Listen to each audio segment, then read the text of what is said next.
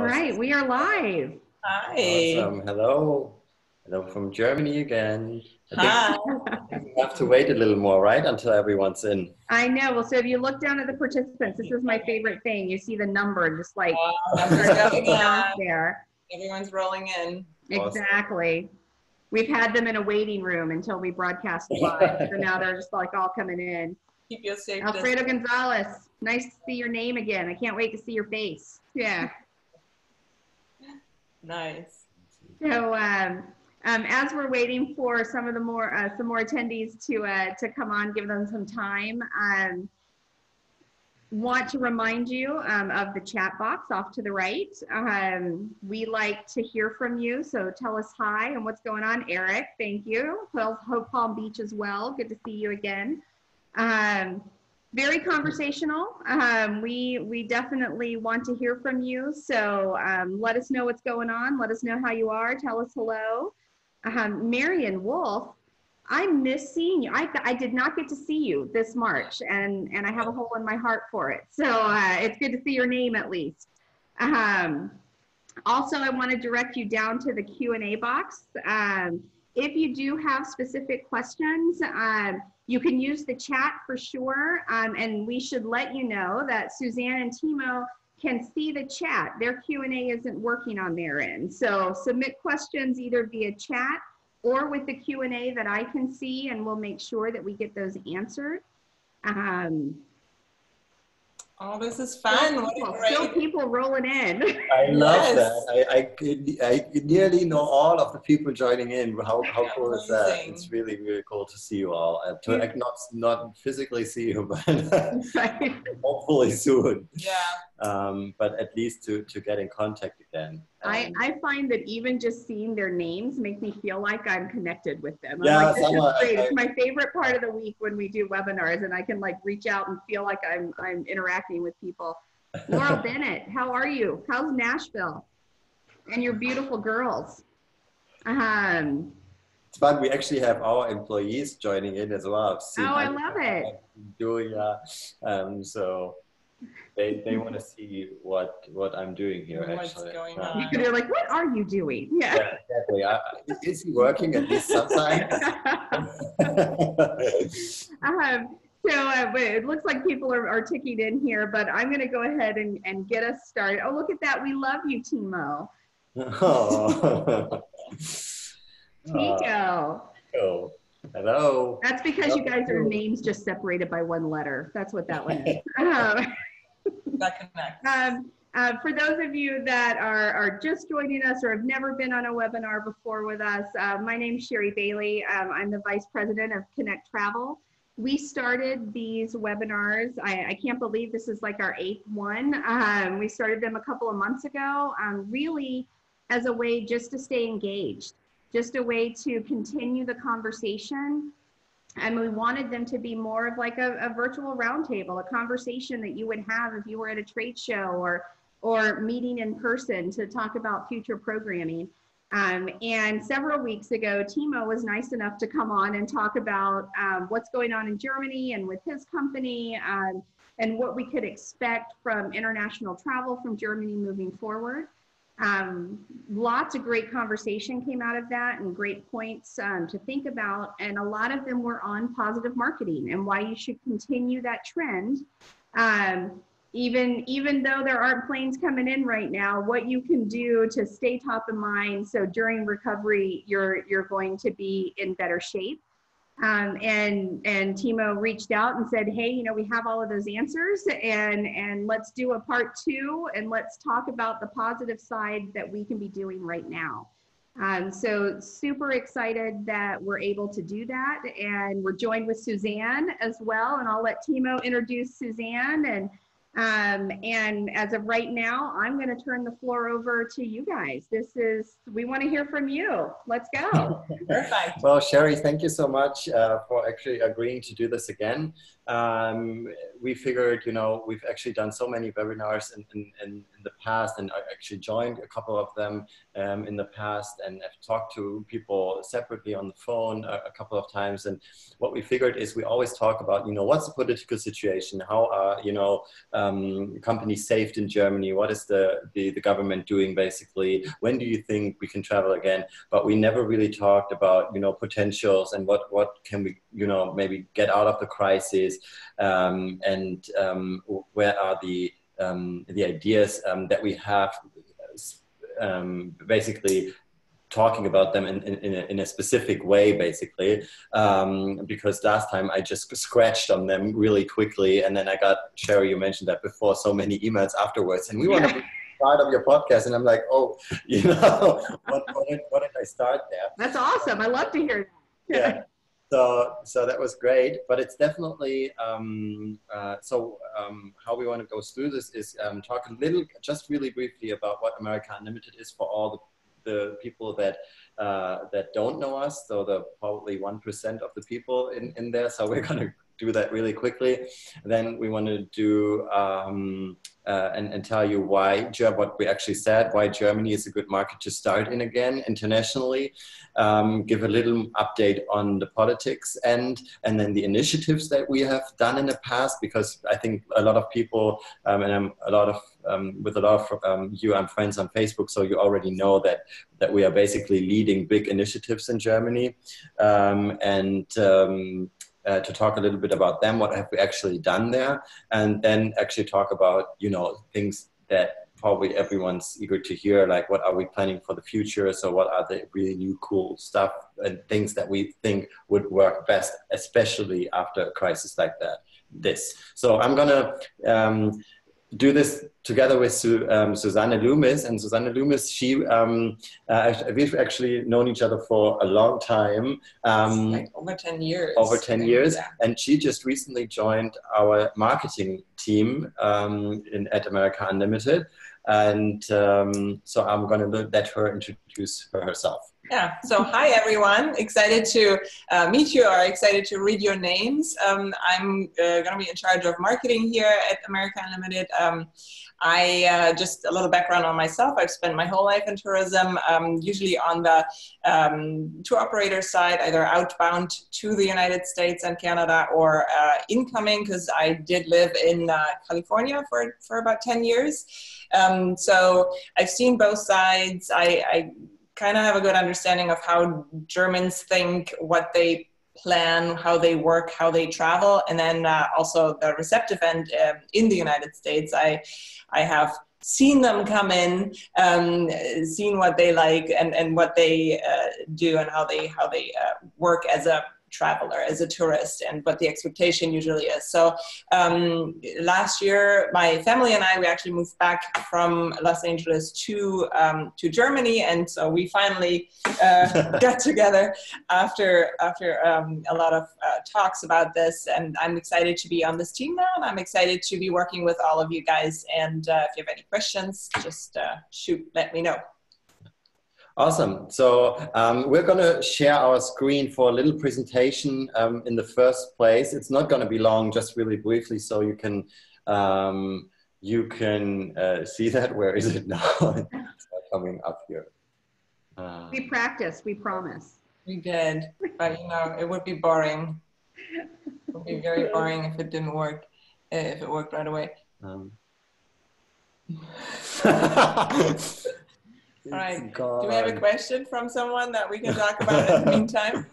One of the questions from Alfredo Gonzalez, and thank you, Alfredo, for the question. He's wondering what you're hearing from German airlines, or are the German airlines just waiting on the U.S. as far as lifting that ban for them to come in? It's definitely going to be. It's definitely going to be that way, basically, that we, at the moment, there are two main issues with the airlines, basically. We have, the German airlines are not very good in refunding at the moment. So we have a little bit of problems, fighting back and forth with them to get the money back on the flights that they've actually canceled. So the US airlines are much better in that way. What we are hearing in terms of when are they actually coming back and adding service, Susanne just told me there is some news out that Lufthansa, for example, has just added around 100 flights. and destinations even destinations even, but obviously mostly in Europe. So not long haul, it's probably going to be a little longer. And Eric, you are absolutely right. Lufthansa has gotten a chunk of help from the government. I think around 9 billion. What they received, and as well as Air France has, and I think KLM as well. So Lufthansa is going to be safe. We don't need to worry about the airline itself. So it's just going to be a question of when will they go back in service. Yeah, and they are, like Timo said, they are starting to come up with reopening schedules starting June. For right now, it's only for Europe, but it's good to see progress. So it's good to see that it's moving in the right direction, and we're just waiting for the day where Europe will be a little further extended to the rest of the world. So can everyone see my screen now? Did that work? I don't hear anyone. Looks great. Okay, perfect. Can we just go through this like that? Yeah, okay. So as I mentioned a little on who we are, for the people that don't know us, we've been in business for around 14 years. The company was founded by my sister and myself, basically, because we took over like a year after my father founded the company. So, and we've taken over at a very young age. So we were like around 20, I think 19 and 20 or 21 years old. And since then, so for 14 years have passed, which is crazy. I can never really believe that. And we are based out of Hanover, and we are specialized tour operator, and we customize everything for our clients, basically. We are a family-owned business and have always been one. So that's my sister and myself, and my mom, who's also still in the company. She handles the finances still. We are a highly awarded company as well. So we've received the Chairman Circle Honor Award, thanks to most of you guys who voted for us for many years in a row. Every year since its existence, we've gotten a Travel South Award. So hi to my Travel South folks. I've seen a couple of you in here, and but we are also awarded from a couple of German, basically German companies, which is more important to the client and in the end, or to our clients in the end. So we, for example, also received something that's very important in these days, the Top Tour Operator Award from our insurance, and the biggest German, what was the word for it? It's the financial auditor. It's one of the biggest financial auditors in Germany. Exactly. Yeah. So, which basically guarantees us, and the certificate guarantees us, that we are a very financially strong company, which is very important information for the consumer, obviously. So, we are pretty renowned for being very creative when it comes to marketing and distribution ways, as hopefully many of you know. We have around 70,000 followers on Facebook, 11,000 on Instagram, and we do a lot of things there, which also then tends our audience to be a little younger than usual, but Susanne is going to come back to that later on. But we are also very creative. We have sometimes we are doing some really creative stuff, like for example what you see on the left here is something that we've done with Marianne. So I know Marianne's on the call as well, which is great. We've done with St. Pete Clearwater, the so-called climate box. So we put a glass box in downtown areas of Germany, in this case in Hanover, where we created an artificial beach inside and then heated that up to Florida temperature on that day. So people could actually take like a little Florida vacation, 1 minute or 3 minute holiday inside, and actually feel the climate, feel the beach. And then we had virtual reality glasses there as well.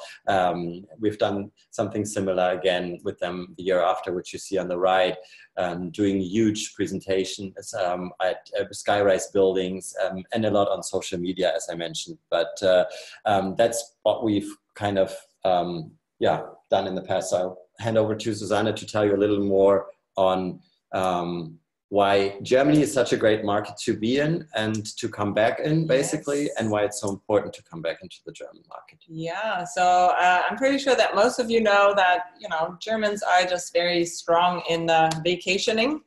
They are actually, Germany is the third biggest spender in international tourism, and in 2018 they actually spent $94 million on international travel, which by the way is even actually ahead of the UK. I know that a lot of you guys always compare the UK travelers or incoming business to North America, which in numbers is larger than what Germany does, but the spending power itself is bigger in Germany. So don't forget that. It's a very, very strong economy, and we have high potential here.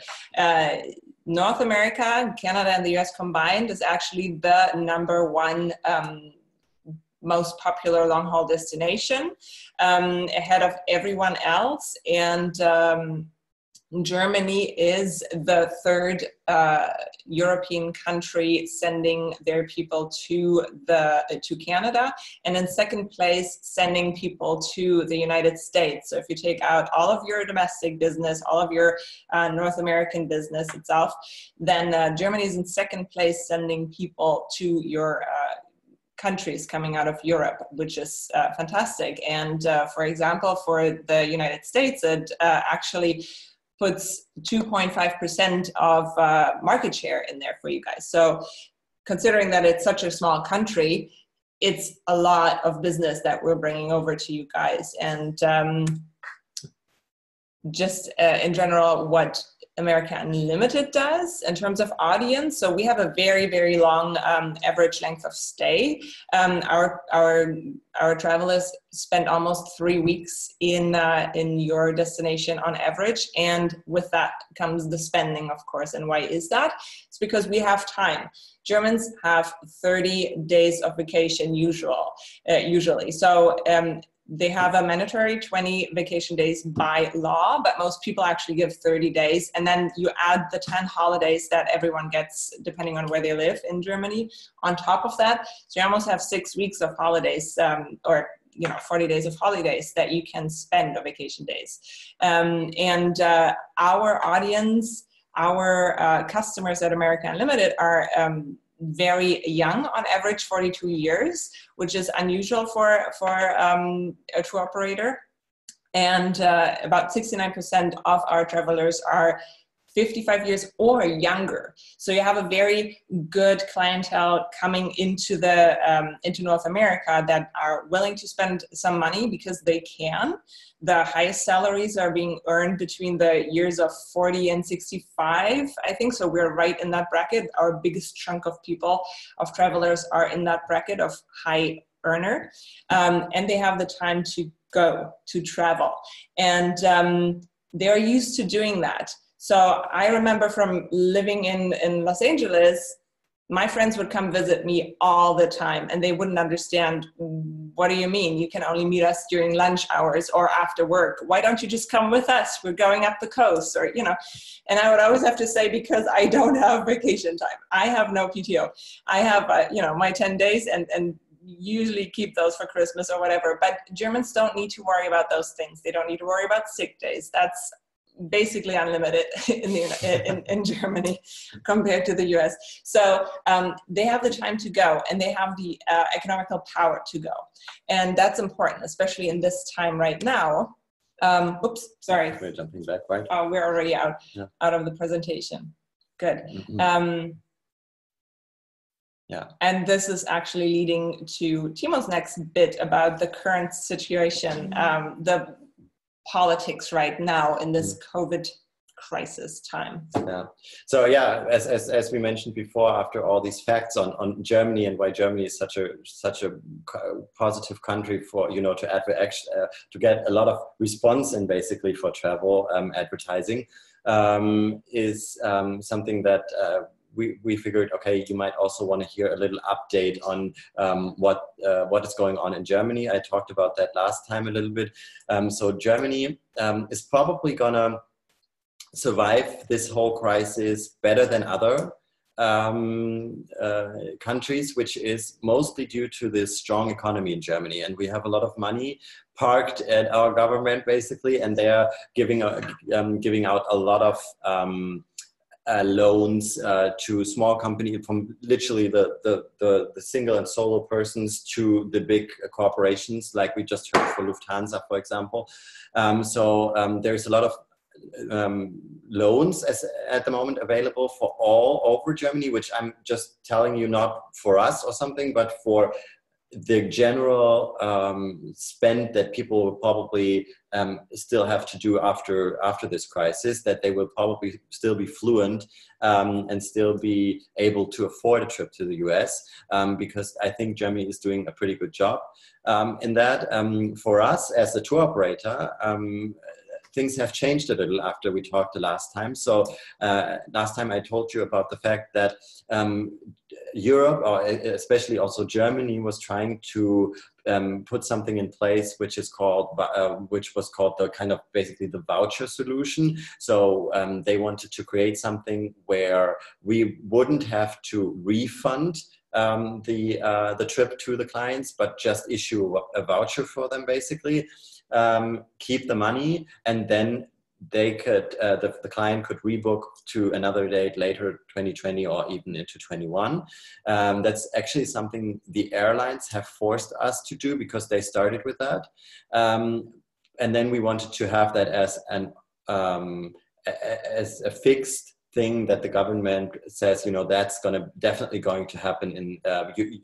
You definitely have to issue the vouchers, so you have to accept the vouchers, basically, so that no one could actually get a refund on their ticket, basically. And that's something that we wanted to push through pretty hard with the government and with the initiatives that we've done in the past. But then we realized a lot more politicians, basically day by day, took a step back from it, because they figured it was kind of mostly a loan by a consumer to the company, which it kind of is. But in this special crisis, we figured that is the best way, where the state doesn't have to spend extra money, basically, but just put something like that into place. And that's very important to know, that like lots of people from last time I told you that, they kind of, lots of politicians step back in that way. So we have a new thing that's going to be discussed at this moment, and that's going to be a fund, basically, where it's specifically created for the tourism industry and the tour operators and the travel agencies in Germany. And it basically works in a way where we can basically grab the refunds that we have to do for the client from that specific pot of money, basically. And then and we're gonna do all fees and stuff that we still have to pay to either a receptive or an airline, mainly, and basically provide that part and that fund with that specific I'm missing the word, Forderung, like the specific claims. Yeah. So we wouldn't have to worry about how to get the money back, basically. And that's a pretty good solution if that would go through. They've discussed that today in Berlin, and we hope that this will pass over the next 1 or 2 weeks.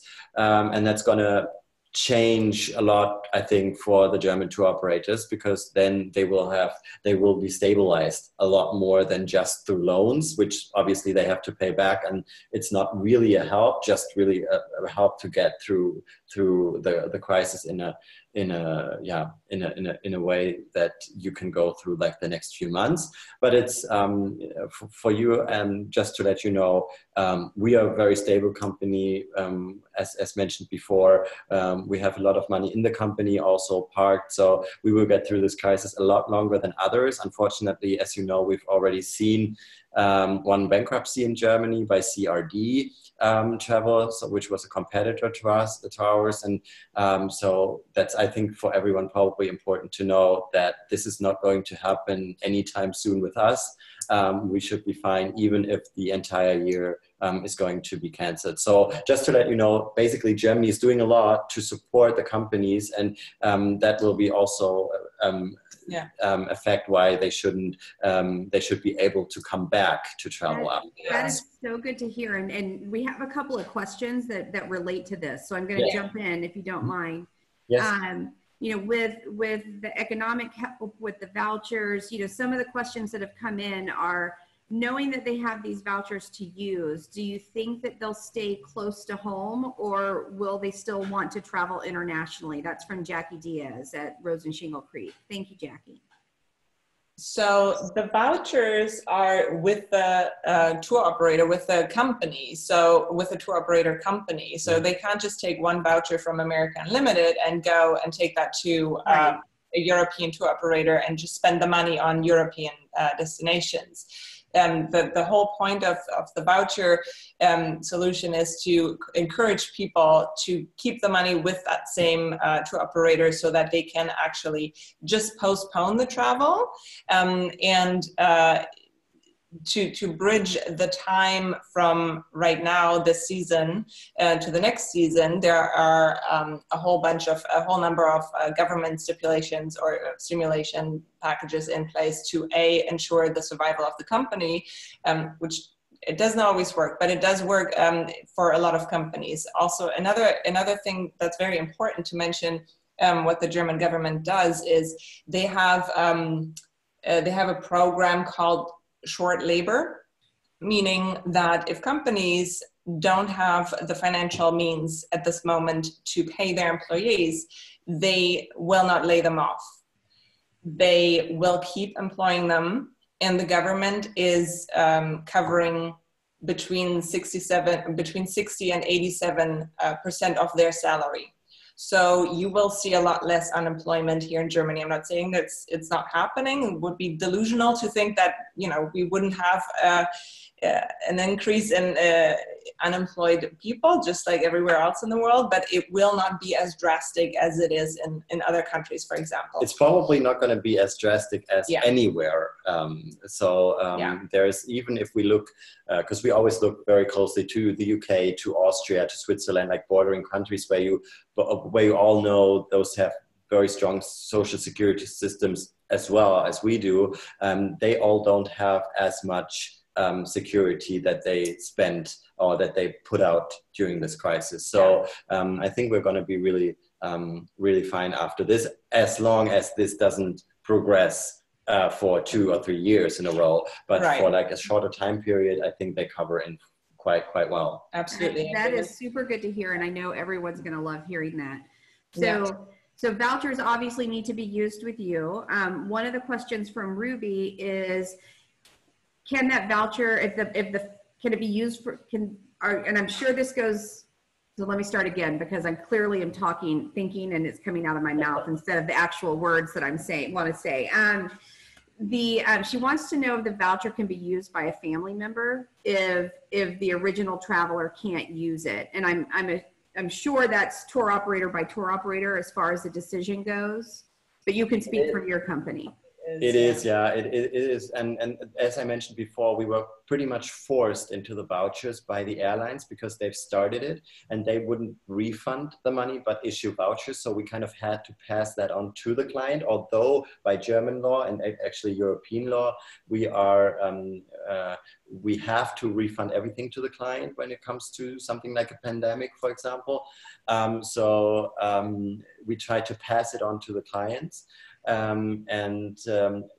Since the travel vouchers by the airlines are personalized to the different clients, they can pass it on. Got it. So we have to pass that on as well. But as I said, it's kind of literally, it's changing every day. So like some companies, you know, have now agreed to reimburse the flights and stuff. So we kind of get those, like Lufthansa, for example, that's United, Delta, I think even British Airways, even KLM came around, but they reimbursed 12 months after after we asked for the reimbursement. So it's crazy. So, but things change like literally every day. So that makes it really hard for us, because we always have to adapt our strategy day by day, basically. Now we are the new strategy, but it's probably going to be old when we see each other next time.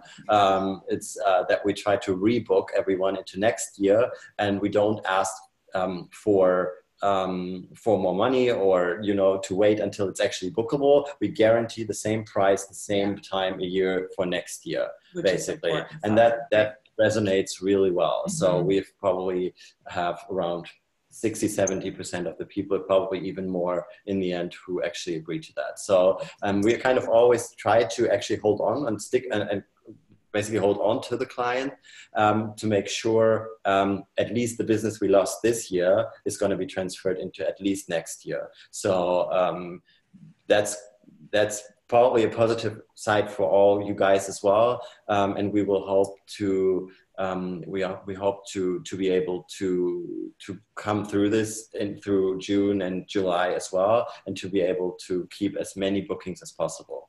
Yeah. I think it's very positive, because Liliana from Dallas just said, wow, that's amazing. So, that's very positive for us to hear. I have 2 more questions kind of related to this that have come in, and then we're going to shift over to your new marketing strategy, because I know that you want to talk about that and everybody wants to hear about it. So I'm going to go back to that first question about staying closer to home. Travelers in the U.S., consumers, everyone is saying that they're going to travel closer to home rather than taking long haul vacations. Mm-hmm. So do you think like the German traveler, regardless of vouchers, is going to stay closer to home or want to travel internationally? And do you think, from Alfredo, the question was, do you think the length of stay will change? I'm sorry, the what will change? The length of stay, the length of their vacation.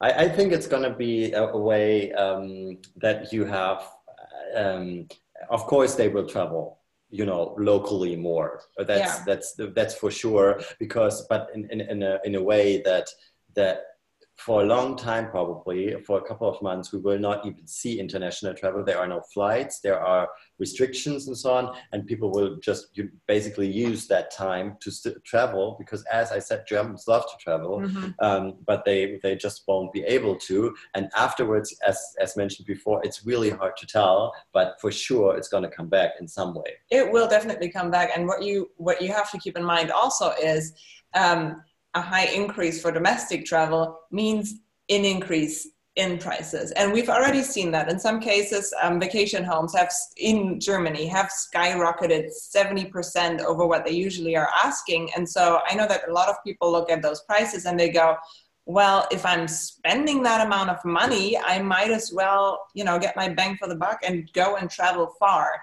So I think a lot of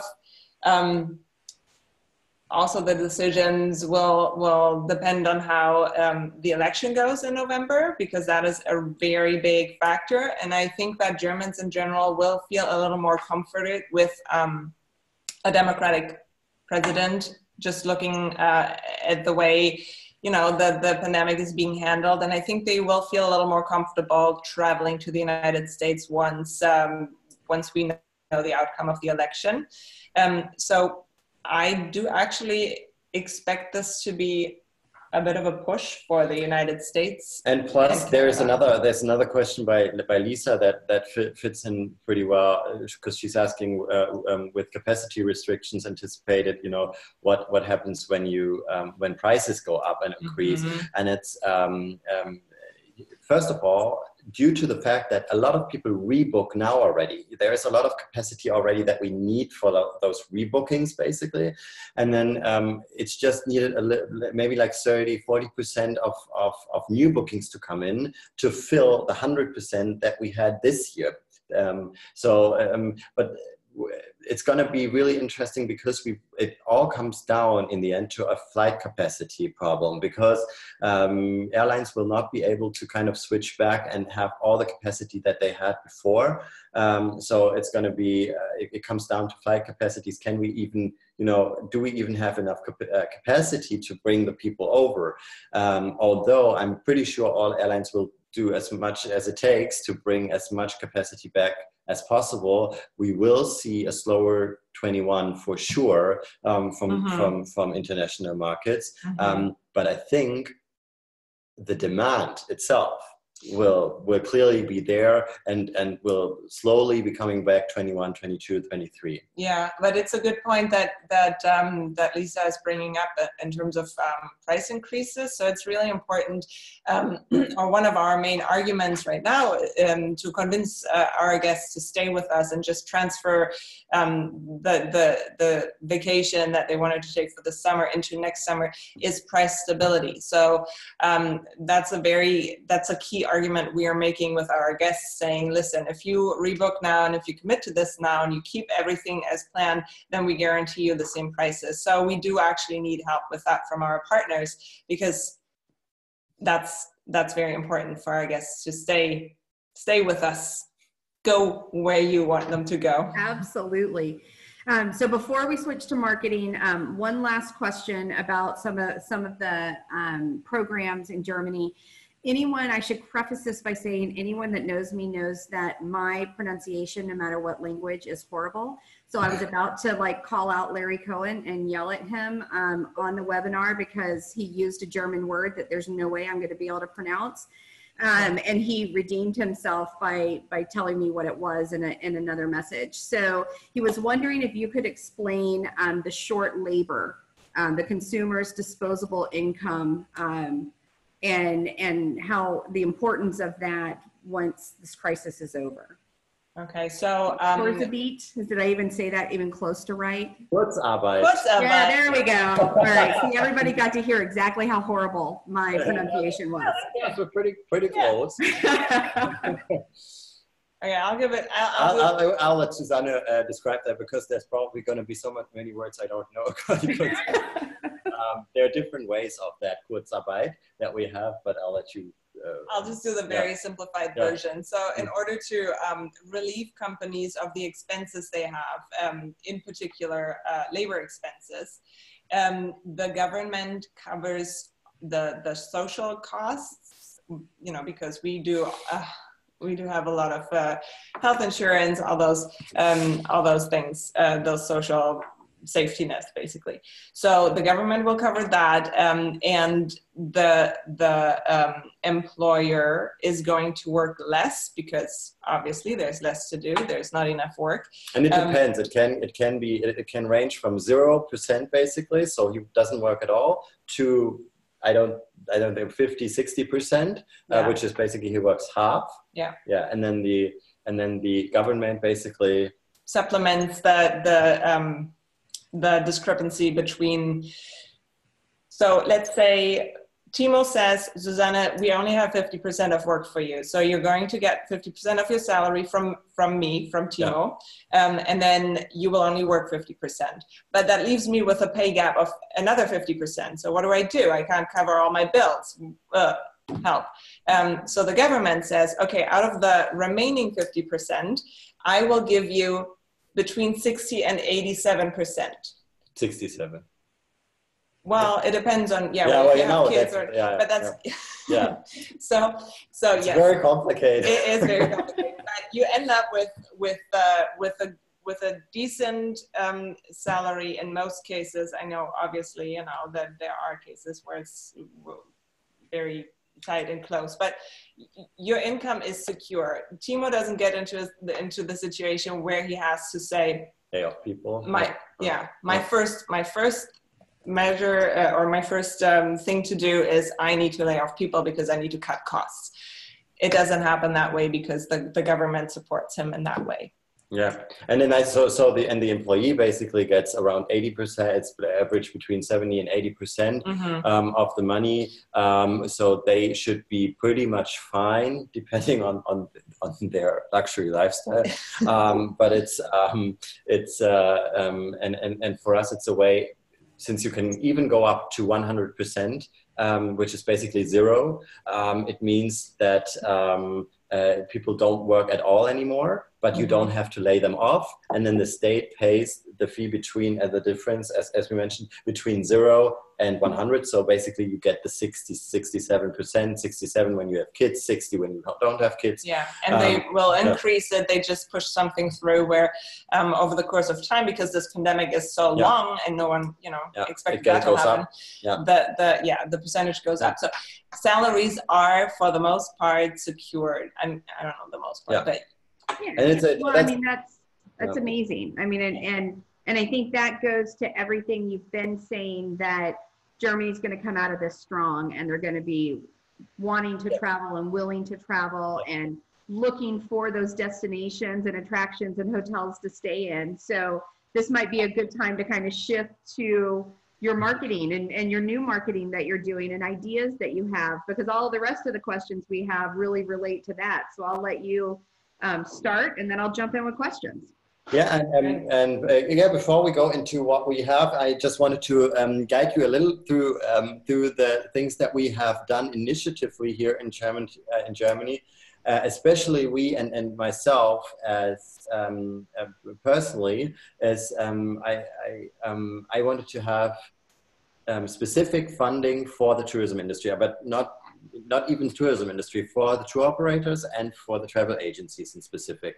So we kind of tried to produce a video, and I'm going to share the screen for you. Which is pretty amazing. Again. So there are people that call Timo the new Greta Thunberg, because he's been out there for fighting for everyone to, stay with us. And we basically have created a video. I muted it because it's in German, so you wouldn't understand it anyways. But it's kind of, we created a video under the no travel, what was it? No travel, no wows, basically, to show like beautiful landscapes. And we teamed up with I got 130 tour operators to come behind us and join us for that action. And everyone gave a little bit of money, only very small bits in this crisis, obviously, but all taken together. It was a significant budget that we came out with, created this video, which you see here on your screen.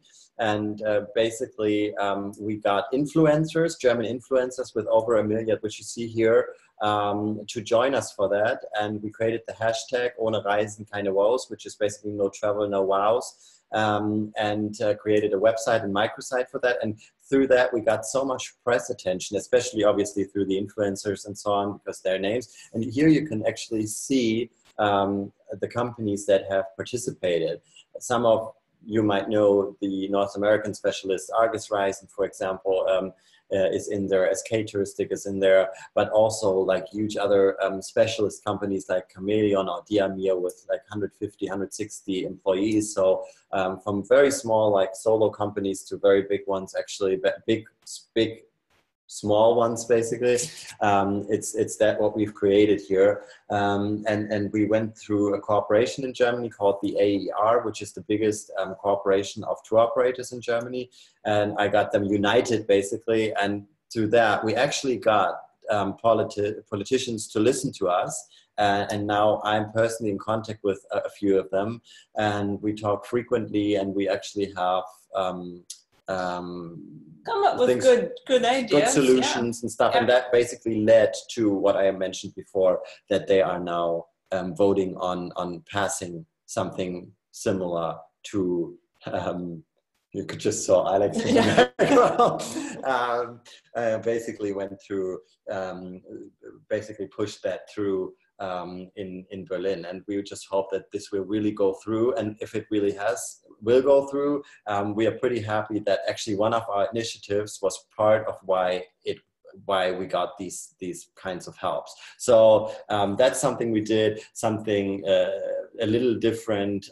It was more like a guerrilla action, was something that we've done in Berlin, because obviously, government is based in Berlin, in Germany. So we played with the social distancing, and you can explain that probably better. Yeah, so oh, by the way, so this social distancing is totally fine. We are allowed to be together like this. But yeah, as you can see here, so in front of the Brandenburg Gate in Berlin, people usually come together to demonstrate and to just make sure they get their points across. And what was not possible because of social distancing is everyone put down some papers showing the distances to the different travel destinations, saying we are keeping our distance to this destination, that destination, and it got a lot of attention. It went pretty crazy, and I think it leads to a couple of really good results coming out of this. Yeah.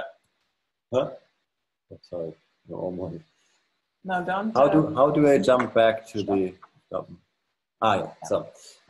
So yeah, just so you see that the initiatives that we've actually done. So now that we can develop creative marketing pieces for you guys, and in cooperation with you guys, we kind of create them for to achieve something in the government. And I'm pretty happy that this actually worked. So jumping to this now, we kind of have something we wanted to tell you where we're heading with our new ideas, marketing-wise especially. Because in these crises, I think it's getting more and more important to focus on a fact that we've talked about last time is already to personalize the company much more to us as a family, to have the people in the background basically to talk about them and what they do. And Susanne will tell you a little more about that. Yeah, it's just really an effort to put a face to the name. You know, you all know that.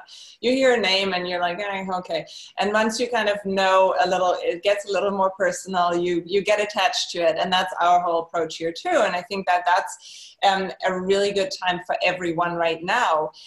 We usually rush through our days and just try to get all the tasks taken care of. But right now, we do have the time to actually sit and introduce ourselves, to build the community, to get out what we need to get out. And one of the steps that we are taking is to, for example, to introduce America Unlimited as a family-owned company and just show the people behind it. We don't have, machines. It's not a big corporation. People are sitting there working for everyone, and it's just a little more personal approach. And, there are different ways to do that, as you all know. And one of the ways that one of the big things that we are going to start doing that with is using podcasts.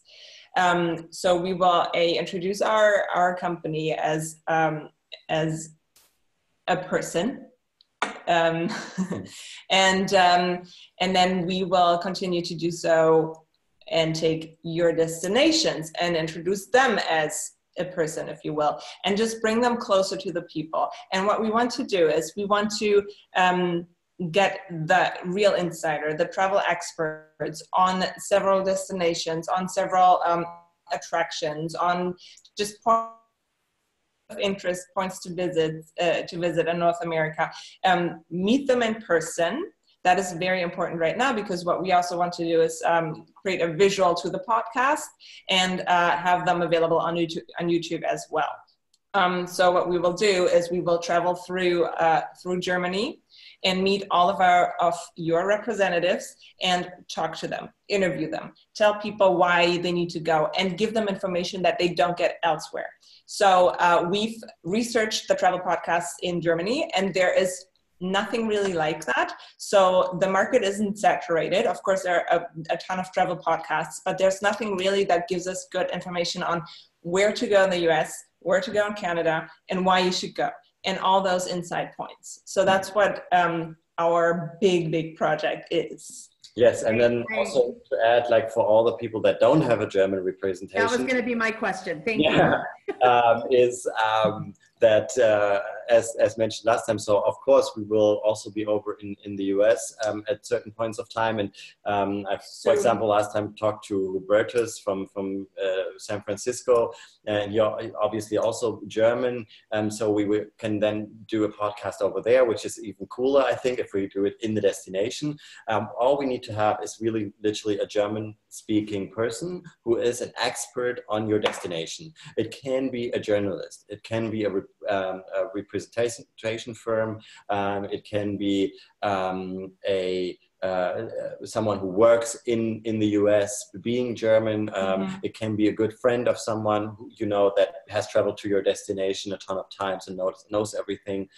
So it doesn't necessarily have to be a representation.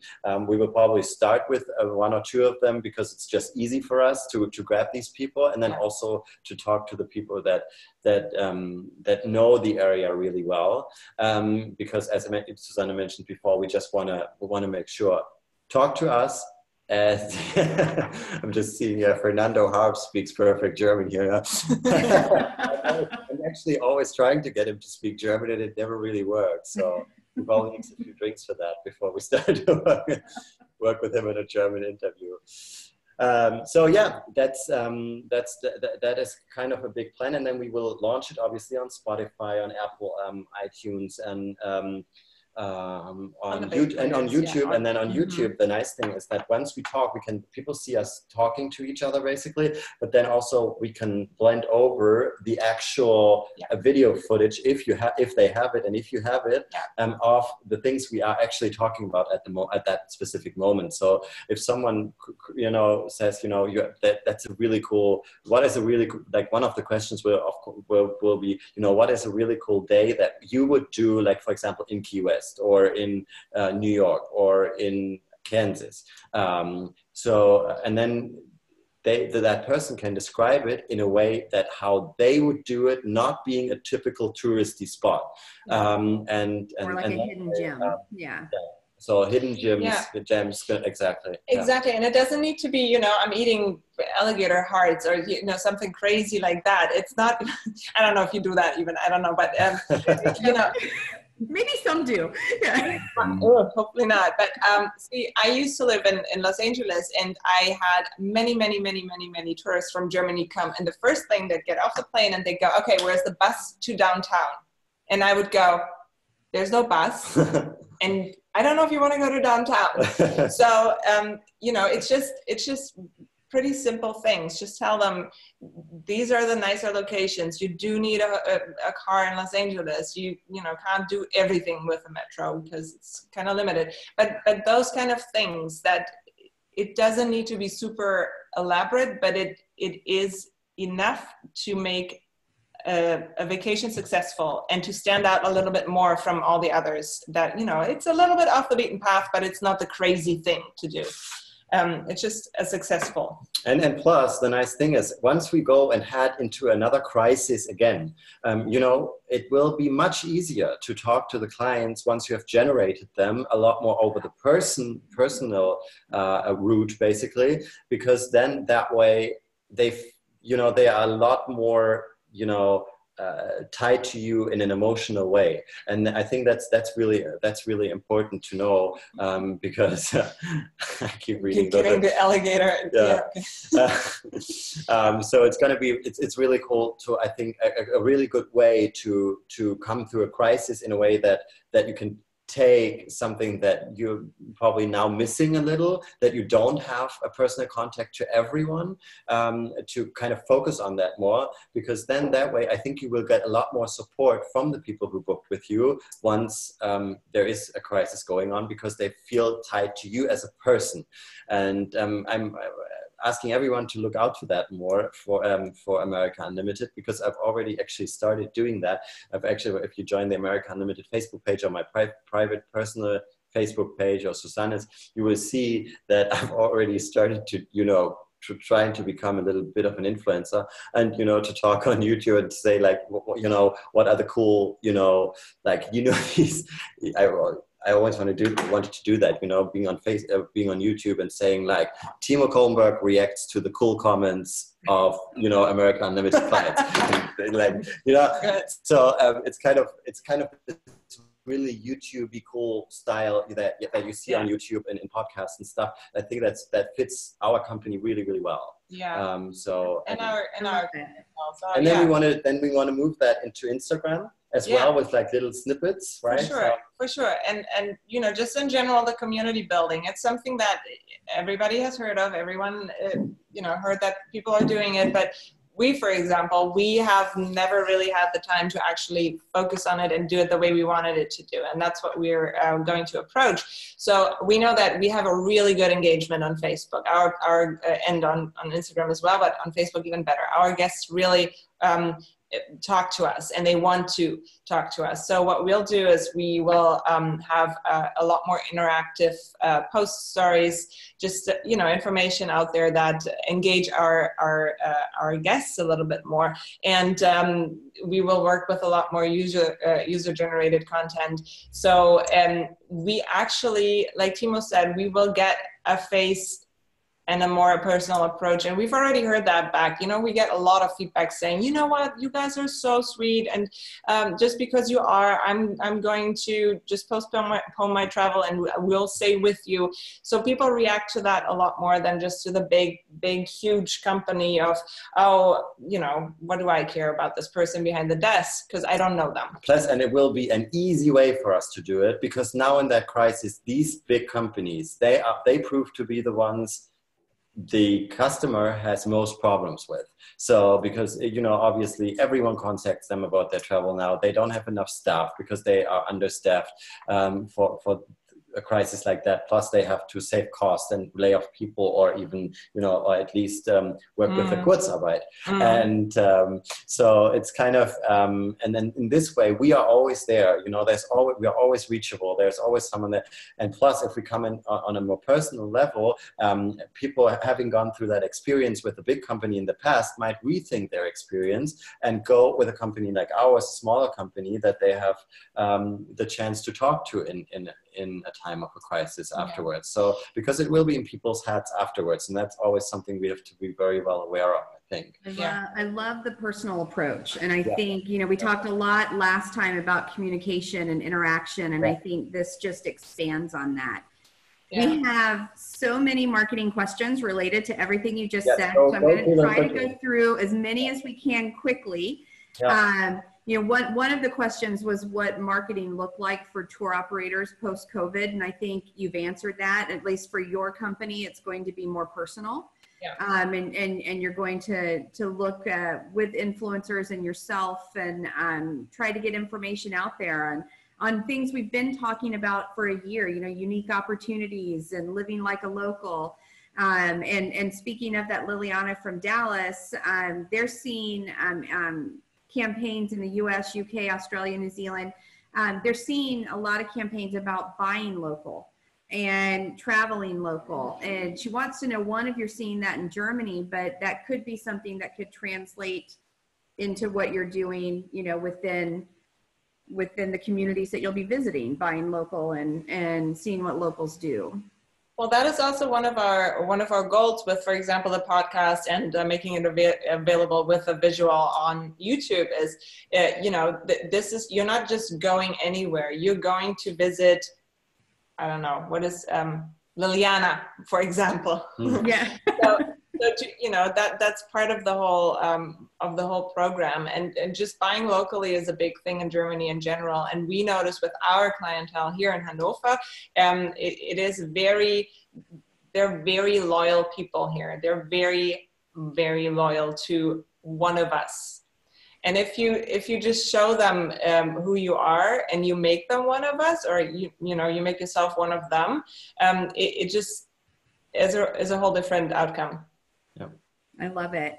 And then, we talked a lot about this last time, and safety protocols are involved in every discussion right now. Would it be appropriate? I know you're doing inspiring, you're inspiring travel and inspiring destinations. Do you see safety protocols or staying safe content working into that? Or would that be something separate that you do with your clients? Yeah, it kind of fits into that whole thing. At the moment, we don't even really know how it will, be in the end, and how the situation will be. But it's definitely something that fits into this kind of personalized approach, basically, because we can, push it to our client in so many different ways. We can talk about that in a podcast, for example, or we can also send it out with all the information the people, the clients get from us in the very first place when they get their request for the proposal that they asked for. So we have so many different touch points, so many more touch points basically than a big tour operator, that we can basically push it out much more. And since they have availability, or the opportunity to call everyone in our office and always reach someone, I think that will help, especially with that, because they can ask them for, is it safe? Is it, you know, what do I need? You know, and obviously we need to make a good job training our staff on that, but they can pass that on much better than people having to go through like a lot of terms and conditions. Last couple of questions and then our hour. Every time we have this conversation, the hour flies by. Obviously there's questions on fees and what those are for the destination to get with their reps in Germany or over. So I don't know if you want to handle those individually or have individuals reach out to you, or you reach out to them after the call. Yeah. As I mentioned also last time, is I would really suggest, you know, adding me on Facebook and on LinkedIn or on various social media channels to make sure you stay up with me, because I'm always trying to post a lot on the German market and what we do. And you can always feel free to reach out to me by email, or just really quick Facebook message or WhatsApp message or something. I'm happy to answer everything very quickly, even now where it's very busy, because to me it's just really important that you guys are all coming back into the German market as soon as possible, and hopefully the German market also being responsible for recreating a lot of jobs in the US, because the business will come back pretty strongly as soon as possible. Yeah. America Unlimited branded face masks and hand sanitizer. Yeah. Now what's funny is you don't see the question, but one of the questions is about crisis and how to market, and a lot of companies are coming out with those with logos. And one of the questions was, would Germans would they like that? You know, what appeals to them? So so it's funny that you say that, because that's a question you can't see. So I think, you know, obviously we're at an hour, and I promised you an hour. You know, there's some more questions in here about fees, how to get involved, and you know, and types of destinations. Does it have to be a big city, or can it, you know, are you avoiding destinations like big cities or small cities? So I think you both will be inundated with emails again, and I promise that the questions that we did not get to, Timo and Susanne will answer them, and we can get an email out for that. Lots of things coming through on thank you for the positive webinar. This was great. So it was absolutely amazing. I'm going to leave you guys both with each a final thought. Any final thoughts before we wrap up? Well, my final thought is, I know that this is a very difficult time for a lot of people, but I think that this is also a time for opportunity. And like I said before, it's create your community, get ready for when it's going to, you know, open up again, and have people be with you. So, and this is a wonderful time to use that momentum. And last thought from my end, we miss you and we love you as well. We got so much love here on the right column. So thank you so much, and we kind of really miss that. And as I said last time, I think I'm going to be the one being on the first plane over again. So just reach out, stay in contact, and we hope to be able to do something again soon with you, Sherry. Yeah. Absolutely. And for everyone, thank you for joining us again today. Timo, Susanne, thank you so much for a follow-up webinar and a positive message on how we move forward. If you don't have their emails, I certainly will share them with you, so you can talk one-on-one about this new project and how you might be able to be involved.